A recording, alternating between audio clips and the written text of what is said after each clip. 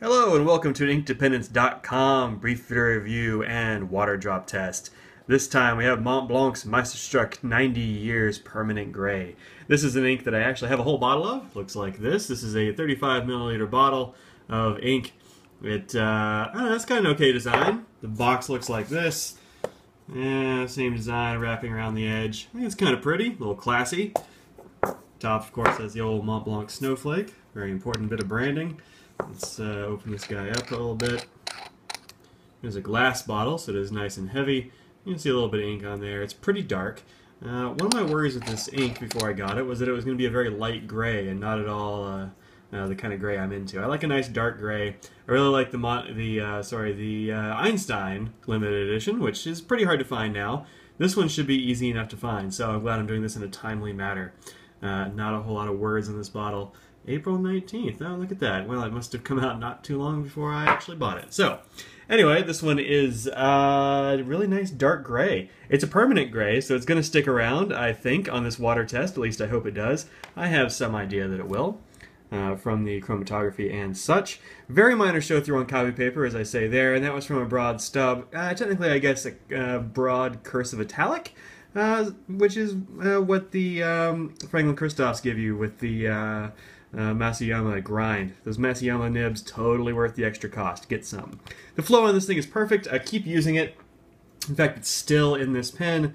I've handed this pen around quite a lot, and everybody who uses it is like, oh, that's the pen I want. Even though I've let them try more expensive pens, this one is good. And also, this ink is great in this pen, and probably every other pen. This is a smallish Rhodia number 14 pad that I'm writing on, and you can see that it kind of shades from a lighter gray to a darker. This pen puts down a fair amount of ink, and so you get an excellent sort of dark gray coloring, more like this in the text than like this. If you have something that's a bit lighter or a bit less wet, perhaps you'll get something lighter, but nonetheless, it's going to be a good gray. I really like it. It's next here to Noodlers Boston Brahmin, which is a super dark black. Now let's look at how black that black is. Come on now, there we go. There you go. So yeah, very, very dark black. Probably along the lines of Noodler's black, but this is a special edition ink that they had for the Boston Pen Show. Next to it, Lita Thee, which I think was in an extra dark form because it's been sitting in that pen for a while and was kind of dried out. In fact, you can see how it's got some halting starts and it looks a little rough. Lita Thee usually looks way better than that. Just this happens to be an older set of ink. So, let's see how it actually does with water in our water drop test. Spray some water on there real good. One thing I've noticed about these smaller pads is that they tend to have a bit of a problem with curling. Alright, well you can see really nothing coming up there. It's stayed solid, so let's go ahead and wipe it off. Absorb that ink, water, and yeah, a little hint of gray moved, but really not much at all, and that's going to be totally legible. So go ahead and get this one wet. It ain't gonna move. So this little bottle right here of 35 milliliters ought to last you a little while. That's quite a lot of fills up of ink, but this is nice and permanent. Don't get it on anything you don't want it on because it's not gonna go away. And it will run you about 20 bucks depending on where you get it. These limited editions ain't cheap. Alright, and here's the chromatography as promised. Looks like this.